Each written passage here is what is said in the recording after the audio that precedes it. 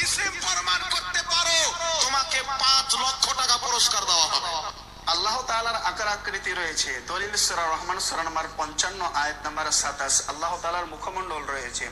আল্লাহ তাআলার 2 হাত রয়েছে। সূরা সাদ 38 নম্বর সূরা আয়াত নম্বর 75, সূরা মাইদা 5 নম্বর সূরা আয়াত নম্বর 64। আল্লাহ তাআলার 2 হাত রয়েছে।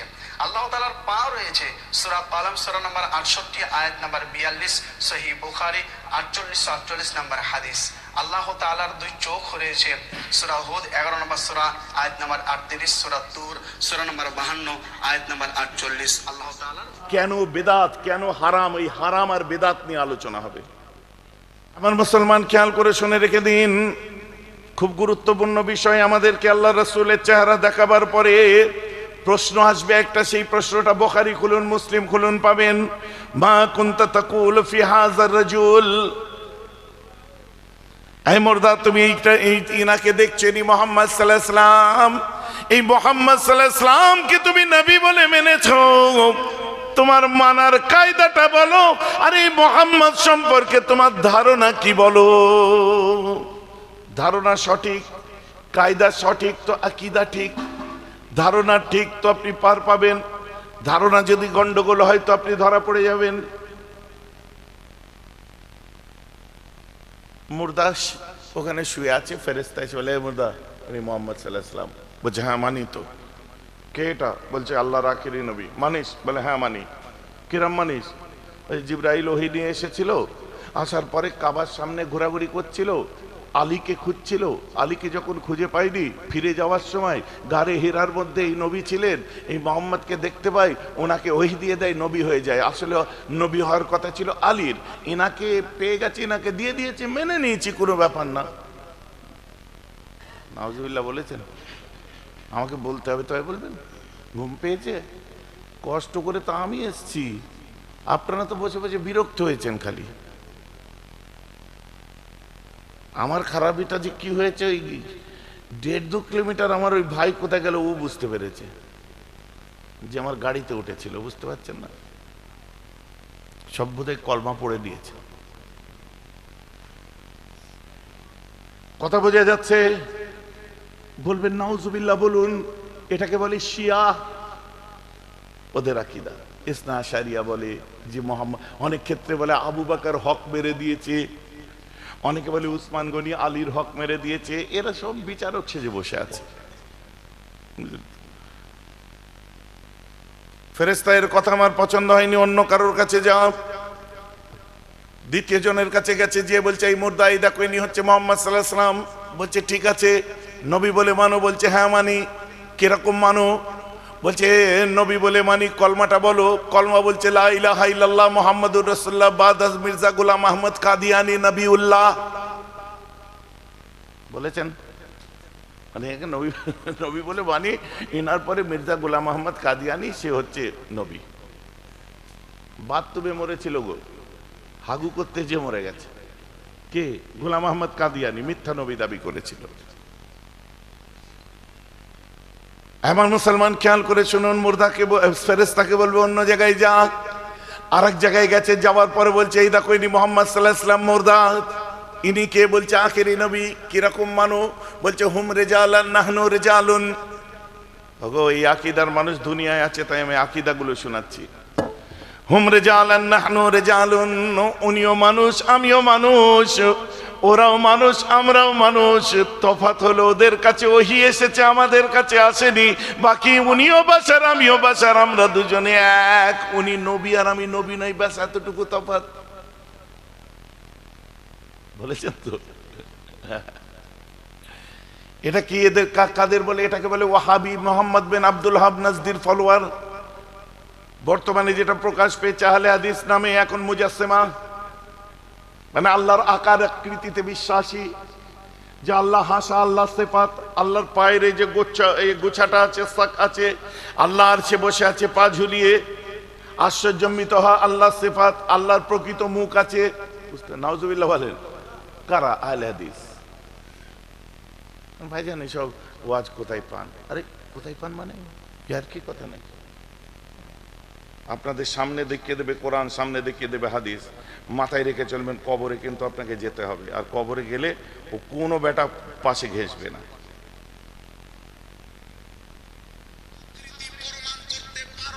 জিসিম প্রমাণ করতে পারো, তোমাকে 5 লক্ষ টাকা পুরস্কার দেওয়া হবে। আল্লাহ তাআলার আকার আকৃতি রয়েছে। দলিল সূরা রহমান সূরা নম্বর 55 আয়াত নম্বর 27। আল্লাহ তাআলার মুখমণ্ডল রয়েছে। আল্লাহ তাআলার 2 হাত রয়েছে। সূরা সাদ 38 নম্বর সূরা আয়াত নম্বর 75, সূরা মাইদা 5 নম্বর সূরা আয়াত নম্বর 64। আল্লাহ তাআলার 2 হাত রয়েছে। আল্লাহ তাআলার পা রয়েছে। সূরা কালাম সূরা নম্বর 68 আয়াত নম্বর 42, সহিহ বুখারী 48-48 নম্বর হাদিস। আল্লাহ তাআলার 2 চোখ রয়েছে। সূরা হুদ 11 নম্বর সূরা আয়াত নম্বর 38, সূরা তুর সূরা নম্বর 52 আয়াত নম্বর 48। আল্লাহ তাআলার 2 চোখ। নামাজ পড়ে না এরা? এই মুসলমান, বোঝা যাচ্ছে কথা? এই কথায় বিশ্বাস করলে তোমার ঈমান থাকবে? আমাদের আকীদা হচ্ছে, কোরআন পাক বলছে যে সূরা রহমান যেটা বলছে, কোরআন পাকের মধ্যে লিখছেন কি, ইয়াফান ওয়া ইয়াবকা ওয়াজহু রাব্বিকা যুল জালালি ওয়াল ইকরাম। কুল্লু মান আলাইহা ফান, সবকিছু ধ্বংস হয়ে যাবে। ওয়া ইয়াবকা ওয়াজহু রাব্বিকা মানে তোমার বাকি রয়ে যাবে, অজহুন মানে চেহারা, বাকি থাকবে আল্লাহর মুখমণ্ডল। ওই জন্য বলছে আল্লাহর মুখমণ্ডল আছে। এই অজহুনের ব্যাখ্যা করতে যে আমাদের যারা আপনার আশারি মাতুরিদি আকীদার মানুষ, যারা সিলসিলায়ে ফুরফুরা যেটাকে বলা হয়, যেটা পৃথিবীতে 97% মুসলমান যে আকীদায় ইমাম বুখারী বিশ্বাস করতেন, যে আকীদা ইমাম আজম আবু হানিফা বিশ্বাস করতেন, এই অজহুনের অর্থ দেওয়া হয়েছে আল্লাহর মালিকানা, মিলকিয়াত, যে সব ধ্বংস হবে, আল্লাহর মিলকিয়াত কোনোদিন ধ্বংস হবে না। বলুন না সুবহানাল্লাহ। আর এরা ডাইরেক্ট কোরআন পড়ে মানে বলে দিচ্ছে, ডাইরেক্ট মানে বলে দিচ্ছে, খেয়াল খুশি। কথা বুঝতে পারছেন? ওই যে আমাকে এসে ও হঠাৎ করে বলেছে যে হ্যাঁ ঠিকই তো আছে, উনিও মানুষ আমিও মানুষ। আমি আমার রাসূল নূর নবী সেটা নিয়ে আলোচনা করছিলাম। আমার রাসূল কি গো, তোমার আমার মতো না নূর নবী? নূর নবী। ও ফট করে উঠে পড়েছে, উঠে পড়ে আমাকে বলছে যে ভাই একটা কথা ছিল মহাসাহেব। আমি কি কথা ছিল? আল্লাহ কোরআনে বলছে কুল ইন্নামা আনা বাশারুম মিসলুকুম, কোরআন পাক, যে নবী তুমি বলে দাও আমি তোমাদের মতো মানুষ। আপনি রাসূলকে নূর বলছেন কেন? কোরআনের খেলাফ হয়ে যাচ্ছে কথাটা। আমি মনে মনে একবার ঠিক করে নিলাম, একে ক্যাচ আউটও করবো না, স্ট্যাম্প আউটও করবো না, আর একে রান আউটও করবো না, বেনিফিট অফ ডাউটও দেবো না। ওকে একটা বল করব, এক বলে বোল্ড আউট করবো টেন। আমি বললাম ভাই উপরে উঠে আসুন, আপনি যদি গোস্তাকে রসুল হন তো আমরা গোলামানে মুস্তাফা। সুবহানাল্লাহ বলে। আপনি বেয়াদবি করেছেন, রসুলকে নিজের মতো বলবেন না। পৃথিবীতে কেউ বলেনি, জুরত কেউ করেনি, ইদানিং করে করছে। কেন করেনি? আল্লাহর রাসূল নিজে বলছে তোমরা আমার মতো কেউ না, লাইসা কামিসলুনা শাইউন, আমার মতো কেউ হতে পারো না। জোরে বলুন না সুবহানাল্লাহ। নবী নিজে বলছেন। বুখারী থেকে দলিল দেবো। আল্লাহর রাসূল রোজা রাখতে আরম্ভ করলেন, রোজা রাখতে নবীর দেখা দেখি সবাই রোজা রাখতে আরম্ভ করলেন। সাহাবারা অজ্ঞান হয়ে পড়ে যাচ্ছে, বেহুশ হয়ে যাচ্ছে, শরীর খারাপ হয়ে যাচ্ছে। নবী এত লম্বা রোজা রেখেছিলেন, সামনে কুরবানি এসে গেছিল বলে রুকে গেছিলেন, না হলে রোজা বন্ধ করতেন না। সাহাবাদের বললো তোমরা অসুস্থ হয়ে যাচ্ছ, এইভাবে রোজা রাখলে তোমাদের হবে না। বলছে হুজুর আপনি পাচ্ছেন? বলছে তোমরা আমার মতো নয়। বলেন না সুবহানাল্লাহ। ভাই আমার ওয়াজ বোঝা যাচ্ছে তো নাকি? আসমানে চাঁদ দুটুকরো করেছিলেন বুখারী, কোন সাহাবা পারবে না, আমরা পারবো না। আর রাসূল বলছে তোমরা আমার মতো নয়। বলেন না সুবহানাল্লাহ। 3 দিনের বাচ্চা কথা বলিয়েছেন, আমরা পারবো না। নবী বলছেন তোমরা আমার মতো নয়। ভাইজান কথা বোঝা যাচ্ছে? এ না উপরে আসুন, বসুন। জলসালাদের সব কাগজ কলম রাখা থাকে, নাম লিখুন ওখানে। কেন নাম লিখতে হবে? কোনো ভয় নেই, লিখুন। আমারটাও পাশে লিখুন। নিজের নাম লিখেছে, লিখে পাশে আমার নাম লিখেছে। আমি আপনার মতামত বলুন। আমি আপনি রসুলকে বাশার মানেন না নূর মানেন লিখে দিন। সুন্দর করে লিখে দিল কোরআন মোতাবেক আমি আমার রসুলকে বাশার মানি, এটা আমার আকীদা। আমি লিখে দিলাম কোরআন ও হাদিস মোতাবেক আমি আমার রসুলকে বাশার এবং নূর মানি। চোরে বলুন না সুবহানাল্লাহ। আমাকে কাউন্টার করছে যে আপনি বলছেন নূরবাণী, তার মানে নূরবাণী কেন লিখলেন? আচ্ছা, আমার হাত আমি লিখেছি, তোমার প্রবলেম কোথায়? আমার দলিল আছে। আমার রাসূল বাশার ছিলেন, কোরআন বলছে, আপনি বলবেন না? আচ্ছা, কাম ডাউন, ঠান্ডা হন, আসতে বলেন। এসব ঝগড়া ওসব অনেক পুরনো হয়ে গেছে, আজকের দিনে চলে না, এটা 2025। এসব ঝগড়া টগড়া চলে না। কোরআন বলছে ইন্নামা আনা বাশারুম মিসলুকুম। আমি বলছি ভাই, আমি লিখে দিয়েছি আল্লাহ রসুলকে আমি বাশার মানি, আপনিও লিখেছেন বাশার মানেন, তো আপনিও বাশার মানেন, আমিও বাশার মানি, তো বাশার নিয়ে কোনো তর্ক হবে না। ভাই আমার ওয়াজ বুঝতে পারছেন তো নাকি? যেহেতু তুমিও বাশার মানো, আমিও বাশার মানি, আর বাশার নিয়ে তর্ক হবে? বাশার নিয়ে তর্ক খতম। এখন আমি নূর মানি, তুমি মানো না। আমি নূর মানি, আমি কোরআন হাদিস থেকে দলিল দিচ্ছি, তুমি যে নূর মানো না, কোরআন হাদিসে নূর নেই, ওটা দলিল দাও। হাসছেন কেন? একেবারে সাংঘাতিক ভাষা, এমনি ভাষা না। আমি রসুলকে বাশার মেনে নিলাম, কোরআনে আছে, আর আমি রসুলকে নূর মানি, আমি লিখলাম রসুল বাশার এবং নূর, তো আমি বাশার মানি, তোমার সঙ্গে আমার মিলে যাচ্ছে, ওটা নিয়ে আর কোনো তর্কই হবে না। এখন আমি নূর মানি, আল্লাহ রসুল যে নূর, আমি হাদিস কোরআন থেকে দলিল দেবো, আর নবী যে নূর নয়, এর দলিলটা তুমি কোরআন হাদিস থেকে দেবে। যুবকেরা কিছু বুঝতে পারছো নাকি শুধু ওয়াজ শুনছো? কোনোদিন কেউ তর্ক করতে গেলে রসুলকে নিয়ে, আমাদের আকীদা নিয়ে প্রশ্নটা প্রথমে বুঝবে। আনারির মতো আমার নবী নূর ছিলেন, এই ছিলেন, এই ছিলেন, অমুক ছিলেন, কোনো প্রশ্ন নেই। যার জন্য যারা পরীক্ষায় যায়, মাস্টাররা তাদের ট্রেনিং দিয়ে দেয়, বাবু লিখবি, পরে আগে ভালো করে প্রশ্নটা পড়বি। এই যে মিলাদুন নবী নিয়ে আপনারা শোনেন না, মিলাদুন নবী বেদাত, আপনি ঝগড়া লেগে যাবেন, কেন মিলাদুন নবী? আপনার রসুলের আলোচনা হবে, মিলাদ হবে, কিয়াম হবে, নবীর কথা হবে, হাদিস হবে, কেন বেদাত? বুঝতে পারছেন না?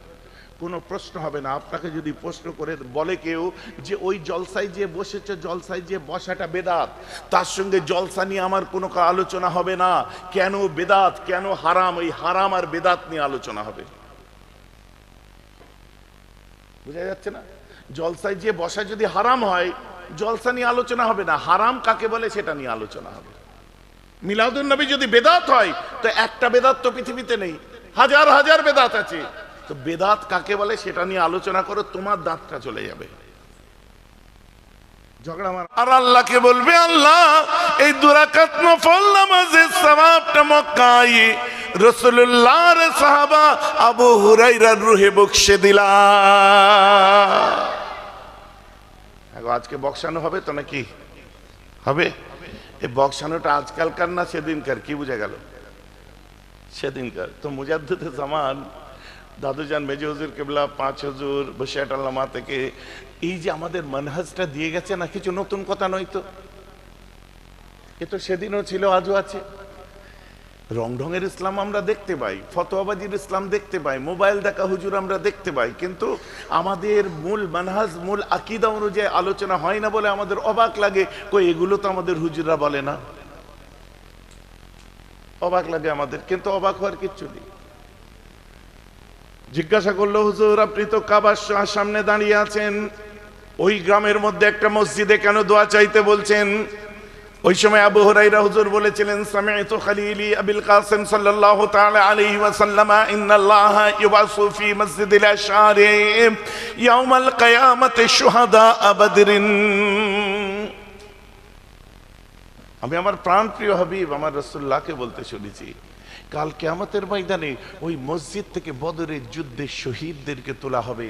মসজিদটা বড় মুতাবাররাক মসজিদ, ওই মসজিদে যে দোয়া চাও আল্লাহ তোমার তাড়াতাড়ি দোয়াগুলো কবুল করবে, তাড়াতাড়ি আমার রুহে পৌঁছে যাবে। সুবহানাল্লাহ বলেন।